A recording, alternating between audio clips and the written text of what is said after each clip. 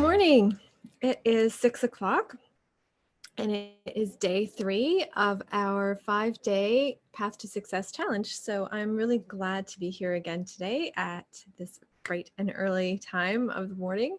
And I have made a location change. I am now in Stratford, Ontario, instead of in Toronto, Ontario. And I made the drive yesterday. And today is November 18th. And yesterday I left Toronto and it was actually beautiful and sunny. And if you check out my Instagram stories, you'll see that about halfway my drive, it started to snow, like snow. So that was my first experience of a big snow for this year. Bound to happen, right? Here we are. We live in Canada. We live in Ontario, and I got it. I got a big dump of snow. But what? Not a dump of snow, but it was a big snow when I was driving along the highway, and so probably not the safest move to pull out my little phone and try and do it. But I just did for a few seconds. And then when I got here back to Stratford, to my new home in Stratford, Ontario, beautiful, beautiful Stratford, Ontario, I pulled into the driveway and I'm like, this is odd. There's snow on my grass. There's snow on the road. There's no snow on my drive and there's no snow on my path. Magical. It's magical. My neighbors had shoveled my driveway and my pathway, and I just was blown away by that. I just was so grateful, and I just am just so amazed at how sweet and friendly and generous people are here, and I just wanted to share that with you to start the morning. It just was a lovely, lovely experience to come into. And I got to tell you, I was not looking forward to coming home in the dark and trying to figure out, first of all, do I have a shovel? And where is it?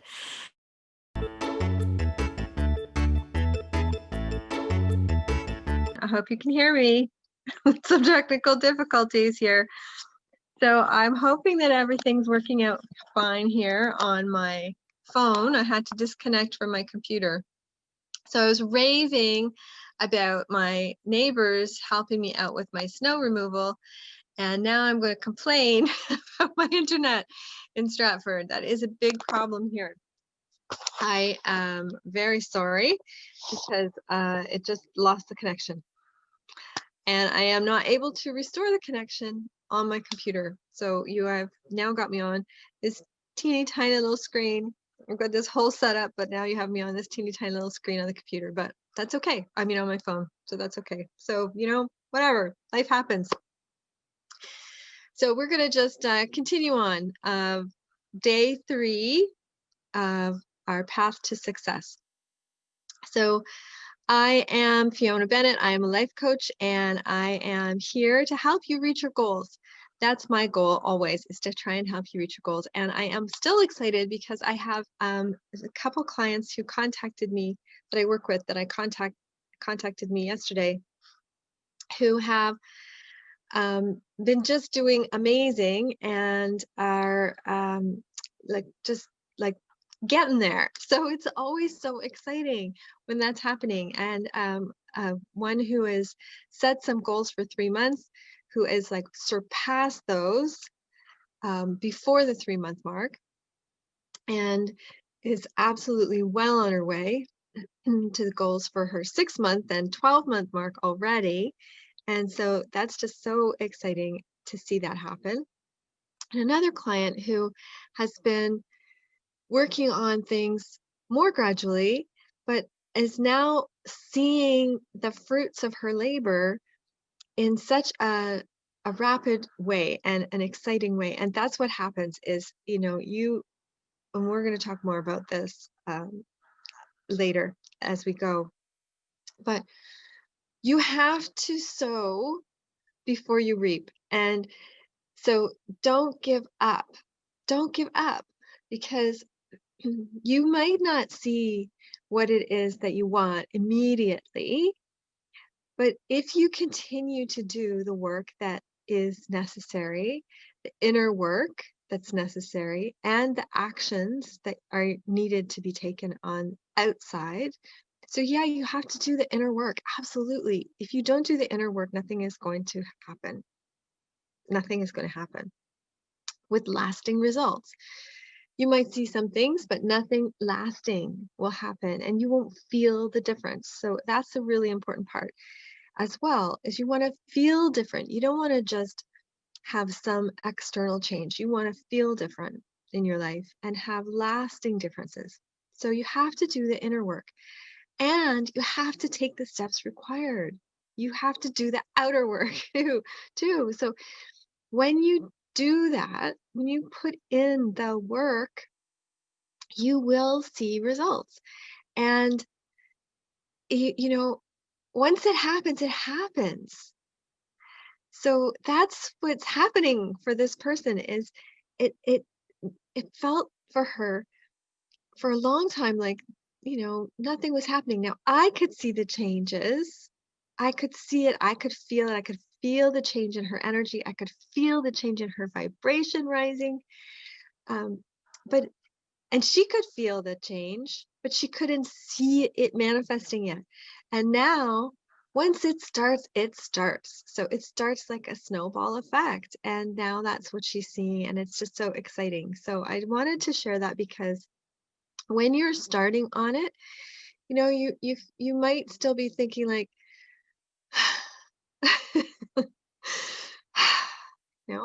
it's when we've been discouraged for a long time, that's a habit. It's a habit to stay discouraged. So we're working on new habits, and the new habit is to not let discouragement win. So when we talked so far, we have talked about finding our desire. What is it we want? What do you want? What do you really want for your life? And not what little piddly little things do you think you want, and not what do you think you should want? What do you really want? And then what is it that you have been letting hold you back? So we talked about that yesterday. And what are those emotions that are attached to the thoughts that come up? So when we have been held back, there's reasons. There's a reason, and it's not the reason you necessarily think. But there's reasons that are deeply within us, thoughts that we hold that are deep within us. And to those thoughts, we have emotions that have been attached. And those are the things that have been holding us back. And so we are clearing those out, right? We're clearing those out because we know that they're not true, or we're at least willing to learn to examine them and ask those questions that we looked at yesterday. So is it true? Can I absolutely know that it's true? Is it serving me to believe that it's true? How do I react if I believe that it's true? And can I imagine my life if it's not true? What would my life look like if I didn't actually believe this belief? And then what can I replace it with? And one of the things I suggested that you might want to replace some of those really negative, I can't do it, I'm not enough beliefs with, is I can do what they can do. If someone else can achieve it, if there's something that I can imagine, then I know I can achieve it. And if it's never been done, ever been done, then what a gift that I've received this idea, this impression, this image, this imagination. What a gift that I have received it. So I'm now the one who has the joy and responsibility to figure it out. Okay, so that's huge. But if it's something that has already been done, anyone, anywhere, anytime in the history of doneness, then I know I can do it. Because if anyone else can do it, I can do it. And all I need to do is figure out, how did they do it? How did they do that thing? If they can do it, I can do it. I can freaking do it. If they can do it, there's nothing different about them than me, except that they already did it. And I can do it too. So, what did they do? What did they believe? What habits did they practice? What were they willing to do that I haven't yet done? And if it's ethical and if it is safe, then let me figure it out. Maybe I actually know a better way. Maybe I don't like what they did. Maybe what they did isn't how I want to get there. But if it's someone that I can say, you know what, I really like what they're doing, then that's what I want to do, is surround myself with that kind of person. Are they really successful? Are they really successful doing what I want to be doing? Well, okay, then let me be with that person. I want to be with them. I want to know, what is it that made them so successful doing what I'm doing and what I want to be doing. So those are some things that we talked about. And I have a little poem, not a little poem, that sounds like, you know what, my mom used to always do. It used to drive me crazy.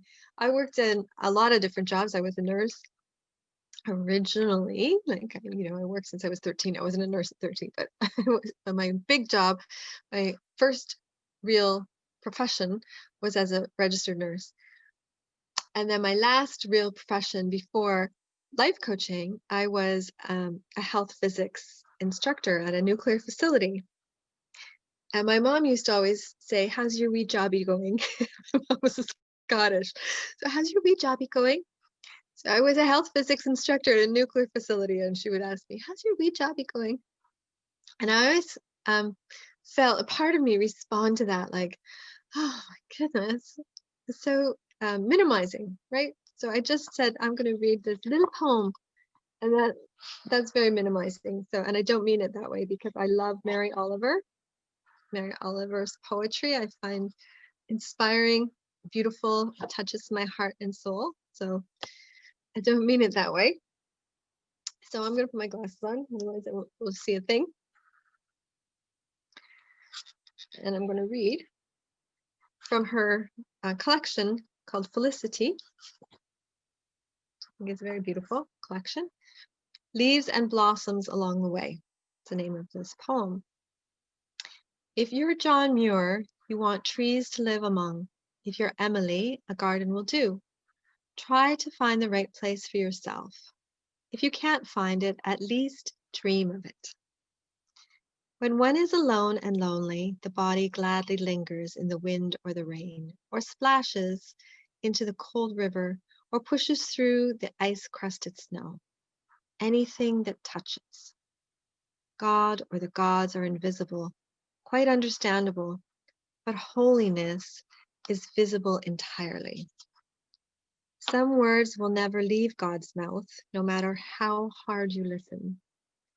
In all the works of Beethoven, you will not find a single lie. All important ideas must include the trees, the mountains, and the rivers. To understand many things, you must reach out of your own condition. For how many years did I wander slowly through the forest? What wonder and glory I would have missed had I ever been in a hurry. Beauty can both shout and whisper, and still it explains nothing.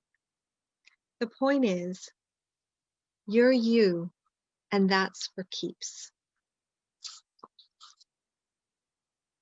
I love that. I think it's so beautiful. You're you, and that's for keeps. God or gods are invisible, quite understandable, but holiness is visible. entirely. Is. And you can see it. You can see it. You can imagine it. So imagine it with your own imagination. You be you. You be you. And fall in love with your ideas. So that's really what I want us to talk about today as well, is falling in love with our ideas. Not just having an image, but knowing, where does that image come from? It comes from source. It comes from the divine. It comes from God. Because so do we. That's where we come from. We come from source. We come from the divine. We come from God. And so the images that we have, when we have an image for what our purpose and goals are for life, when they're aligned with our higher self, they are aligned with that. They are aligned with divine purpose.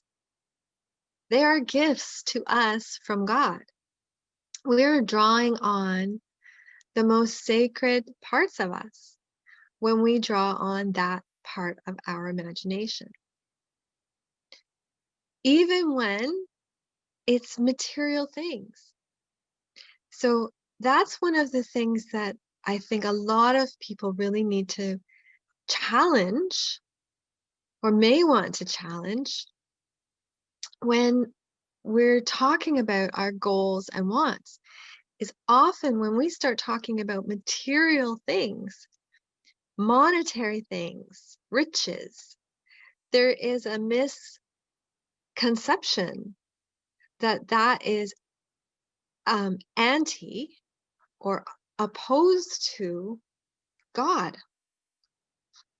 And that's just not true. So think of it now for yourself.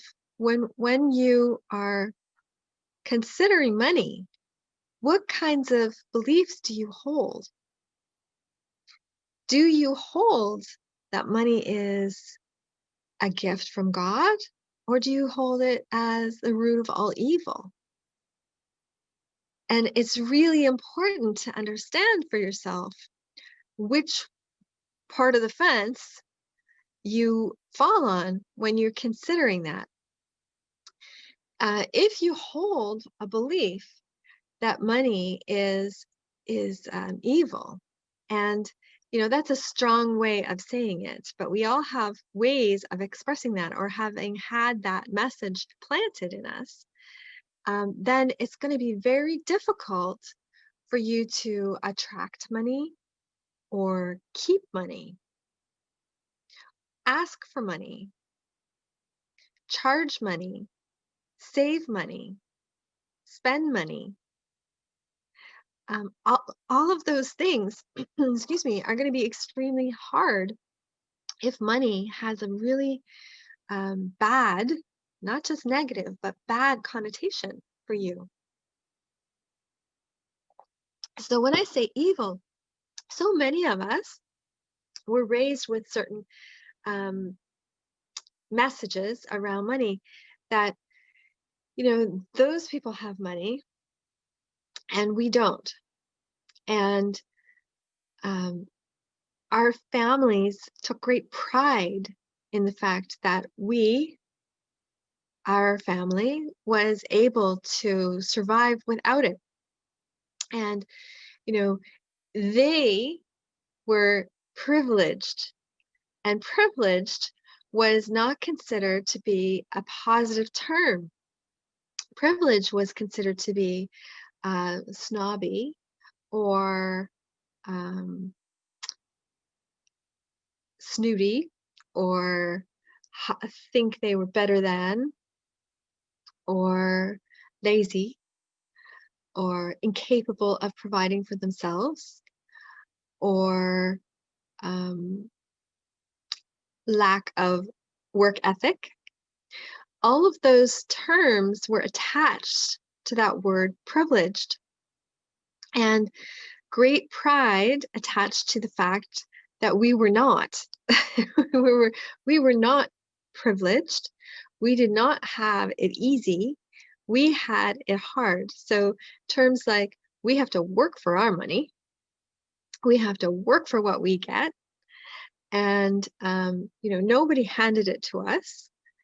And those sorts of things. So the appearance of being able to have things, have a nice car, have nice clothes, have a nice house, maybe have a cleaning lady, have a trip or a lot of trips even, to be able to go a couple of times a year to different places, to take your children to different places, to eat in fine restaurants, fancy restaurants, to go shopping when you wanted. Any of those sorts of things were seen as frivolous, wasteful, boastful, showy, and not something that you would want anyone to see you do. To see someone in a house with a swimming pool and an indoor swimming pool, or in-ground swimming pool at that, that would be such a rarity. Such a rarity. Even to have brand new clothes, that would be such a rarity. That would be, very wasteful when you could get a hand-me-down from someone else. So all of those sorts of things create a very strong impression of what money means, and to show that you have money, what that means. And the idea of being able to have money easily and what that means. And what it means is it's not good. It's not good. If you had it like that, if it appeared to come easily, it meant something bad about you and your character. So that's a message that means that you're going to carry that with you. So if now, as an adult, you are in a business or a position where one of the things that you want is, let's say it's a swimming pool. You have a picture in your head of a life that includes travel and a house and a pool and nice clothing and the ability to take your children different places as a part of a life that you have envisioned for yourself. You're going to be at odds with that if you still hold the image of the person living that way as lazy, privileged, boastful, showy, and that money coming easily is a very bad thing. So those two things are going to conflict. And every time you try and achieve your goal, something will happen to make it not happen. You will make it not happen. That's why so many people say things like, they might be making a ton of money, but I don't know where it goes. I don't know where it goes. It's like, I just can't keep it in my account. I just get it in and it goes out. I can't, for the life of me, understand where that money goes. Well, it goes because you can't keep it. If you keep it, you're a bad person. If you have that money, you are so uncomfortable inside, in your subconscious, in your unconscious. You will be doing everything in your power to make sure you are not that person that you identify with as that bad person. because that's who you still hold as a bad person. And you can't be that. You can't be that. Your mind will not allow you to be what you have defined as that bad person. Or maybe you just can't make it either. So sometimes people can make the money and then they just spend it like crazy. And some people just can't make it. They cannot make, like, what is wrong with me? I cannot get a job that makes more than minimum wage. I went to school, I have a degree, I am trained in 10 different I am, I am a master's of everything, and no one will hire me in it. I am working at Tim Hortons making minimum wage. Well, it's because that's all that you are allowing into your bank account. You cannot allow any more money into your account because you believe it's evil. And I don't mean you believe it. If I asked you the question, you would think, no, of course not. Of course not. But when you think and you identify with any of the things I said in the beginning, then you are still holding on to that and you cannot let that money in. So that's what needs to change. That belief needs to go away. You have to be able to make the connection, like, oh, yeah, I think I do think that way. I think I do. And until you actually make that connection, acknowledge it and make that connection, then it will never go away. You will constantly be fighting that battle.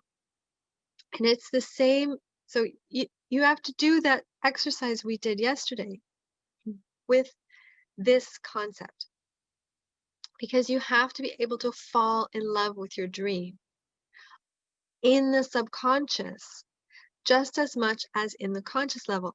So just like consciously, you're like, oh, I am dying to have that house with the swimming pool. If you are still fighting it internally, it's just never going to happen. So please really listen, and listen on the inside. What is coming up for you when I talk about money? Think about it. What is coming up for you? Money is our responsibility to make money. There's stories, I don't know if you are familiar with the Christian, I was going to say philosophy, some people will take umbrage with that, but the Christian philosophy of what you are given is your responsibility to multiply, and that includes money. So whether you are given a penny or a dollar, you are responsible to do something with it, and the more you do, the more you will be given. So it's not for us just to keep. It's for us to keep it, to use it. And the more you make, the more you can give. So when we are talking about money, it's not just so that you can buy your house and your pool and your car. Sure, do those things. Absolutely.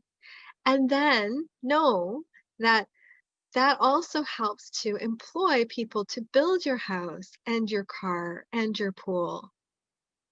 And the more that you make, the more that you are giving in that way. You have a responsibility to continue to make money, to keep the economy going, to make money, to employ people, and so that they can fulfill their dreams.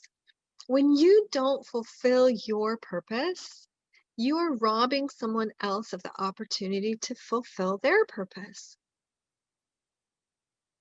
If I had not fulfilled my purpose as a life coach, those people I was talking about at the beginning of this session, who are now fulfilling their dreams, reaching their goals, well, would they? I don't know. I don't know. Maybe yes. I believe so. But it would have had to happen a different way. Maybe it would have taken much longer. They would have had to go much different routes. Maybe it would have involved much more painful lessons. It's only because I'm fulfilling my divine purpose. I have listened to my inner voice, to my higher self, and I am living my divine purpose. And by doing that, I am allowing others to do the same. And not just because I'm being a life coach. You don't have to be a life coach for this to happen. When you fulfill your divine purpose, maybe it's to be an engineer. So when you fulfill your divine purpose to be an engineer and build that bridge, you are one, creating a beautiful, safe structure, which is going to serve thousands, hundreds of thousands of people for decades, hundreds of years. So that's one amazing purpose fulfilled right there. But how many other people will you also be touching in a financial way, in a way that they can provide for their family, in a way that they can be responsible in their own lives? Again, hundreds, dozens, thousands. And in the process of working with people on the team that's building that bridge, what will you do or say that inspires others? You are responsible to fulfill your purpose. It's not just an airy-fairy, oh, let's just manifest and fulfill our purpose. No, you're responsible to do it. You are placed here on this earth to fulfill your life. It's not an accident. It's not an accident. It's not an accident that you're here. You're here because you belong here on this planet in your physical form with your spirit, your energy, your vibration, your imagination, all the gifts that you bring. And you do bring them. You do have them. You are not an accident. And so every single goal that you have a responsibility to fulfill it. That's your why. So fall in love with your dream. Get inspired by it. You are here for a reason. You have these goals and dreams for a reason. 100%. You have them for a reason. And my reason is no different. We are all the same. So I don't look exactly like you. I have different colored hair. I might have different colored skin. I might have different colored eyes. You might be a man. I might be a woman. You might be they. I don't care. It doesn't matter. We might have different religions. You might have no religion. It doesn't matter. It doesn't change the truth that you are created from a source of unconditional love and light, and that you belong here and you matter. What you do and who you are matters. So let's meditate and See if you can allow that to just infuse you. Let that open. Let yourself open to experiencing that. Experience that love and light that is within you, that is source. Because you can tap into it at any moment in time. So let's tap into it now together. Okay. So just take a nice big breath in through your nose. Allow your eyes to close. And breathe out.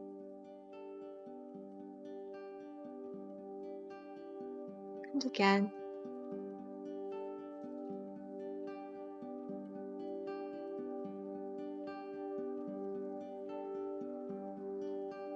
Let your shoulders drop. Just have your hands up, facing up, resting on your thighs. Just to have them up to receive, but resting comfortably. And just focus on your breath going in through your nose and out. You can feel the breath in your nostrils. Cool as it enters and warm as it exits.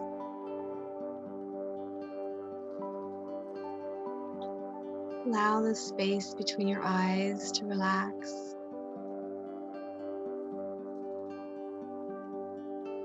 You can think to yourself, my face and jaw feel soft and relaxed. Let yourself connect to your body.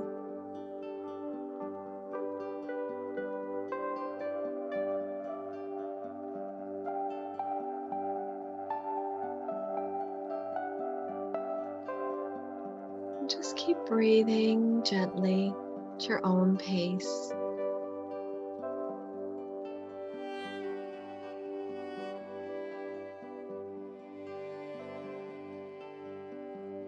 And take your breath in and all the way down to your feet.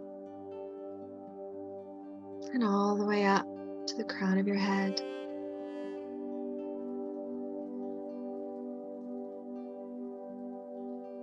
In and down.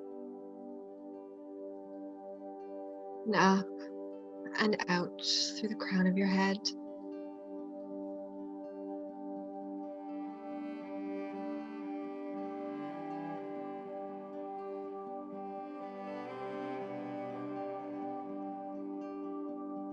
Let that pathway be created.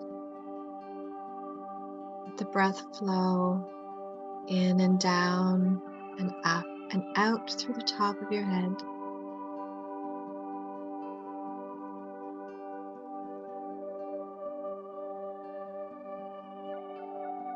Follow that path with your eyes, keeping your eyes closed.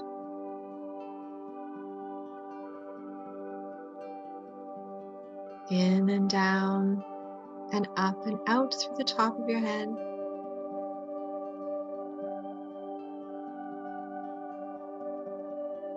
Breathing it, following it with your eyes closed.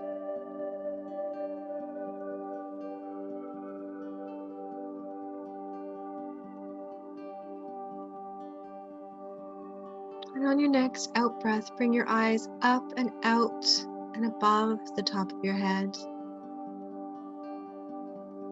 And see a light there above.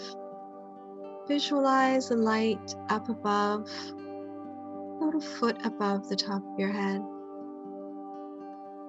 Breathing in and down, up and out. Keep your eyes focused on that light, about a foot above the top of your head.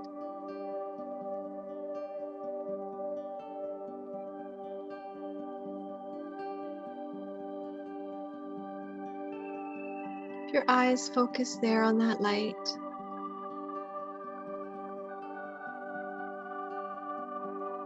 See it bright, white.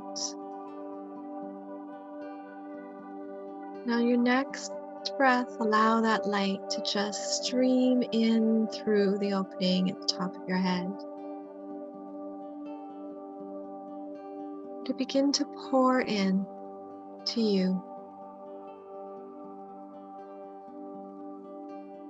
Let it pour in all the way down to the tips of your toes and start to fill you up. This beautiful white light from up above is unconditional love and healing. It comes from divine source.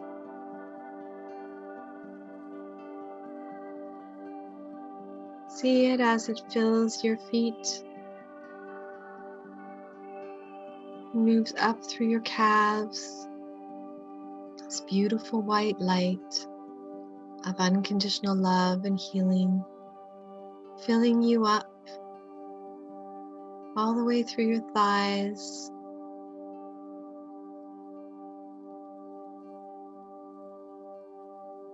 your hips and pelvis, your lower back,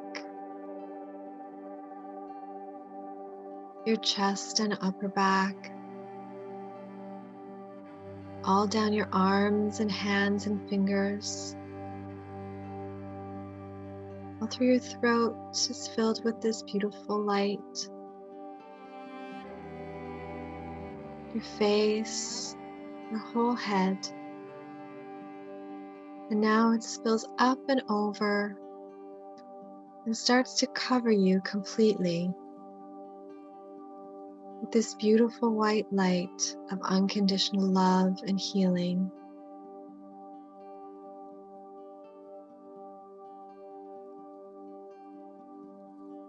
Just breathe as you're covered in this light.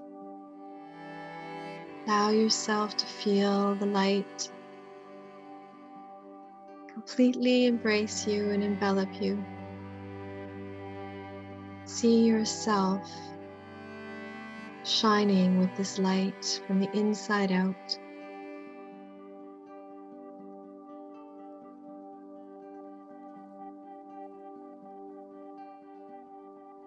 See the light circulating inside, flowing all through you, through every cell in your body.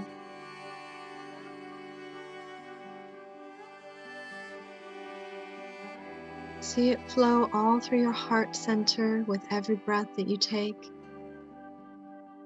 Unconditional love and healing in the form of white light.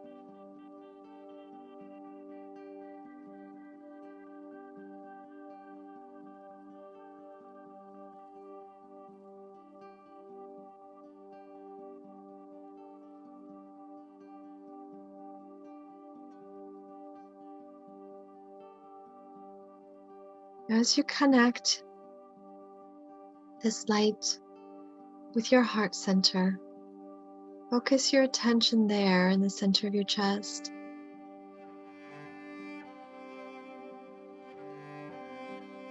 Breathing in there, breathing out.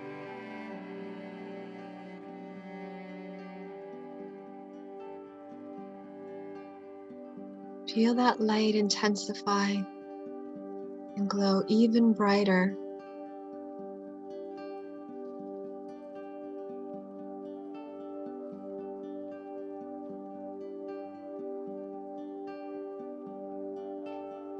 Imagine a time when you felt unconditional love and healing. Maybe it's a time when you felt love for someone or something. Maybe it's a time where you felt loved unconditionally.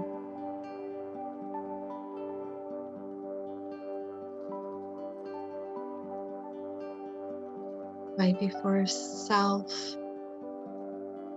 might be for another, be for a child or a pet.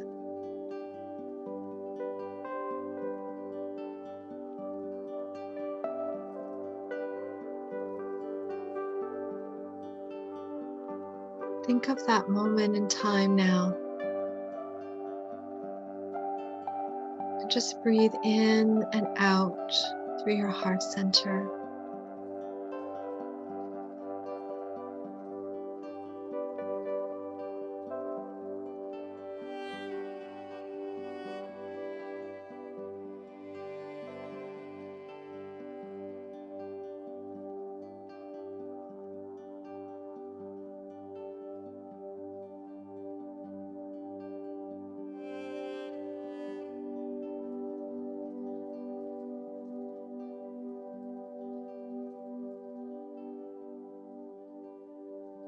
Think to yourself, I am loved.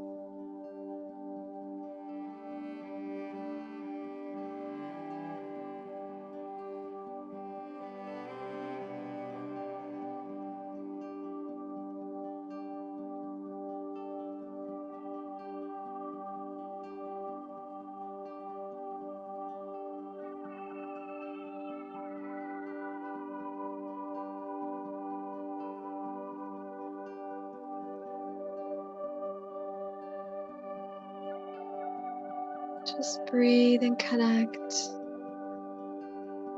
Feel that light glow as you continue to think to yourself, I am loved.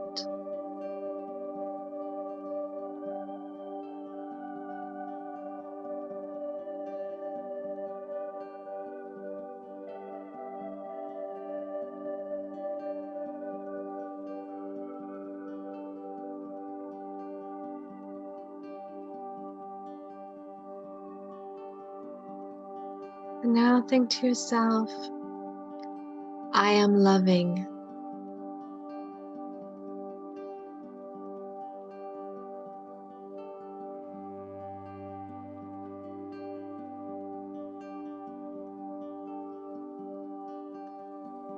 Breathing in and out through your heart space. Let that light intensify.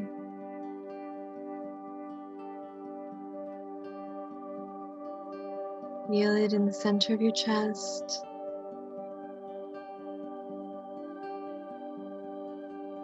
Thinking, I am loving.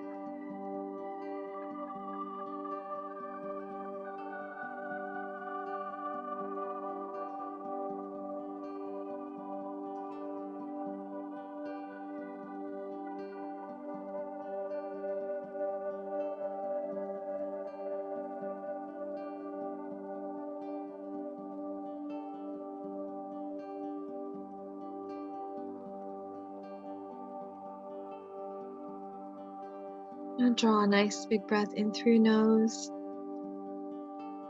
out like a sigh through your mouth. And again.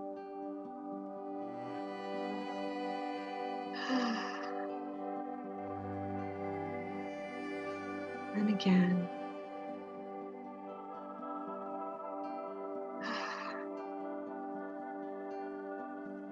Just give your head a gentle movement.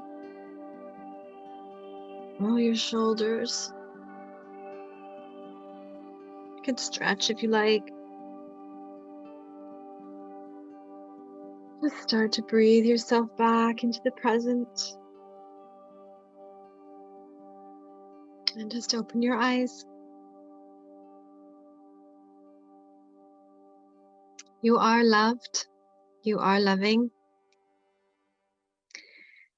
You are created divinely from Source. You have Source divinely within. And you are here for a purpose.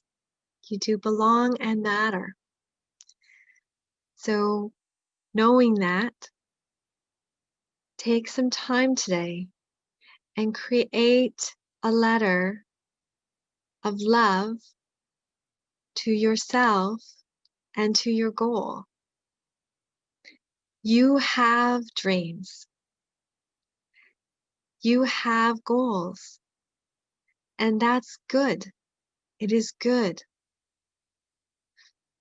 You have nothing to be ashamed of with your dreams and goals. So feel it. Feel that connection. Feel it here in your heart, the connection to your dreams and goals. Embrace them. Let that fire and desire build for your dreams and goals.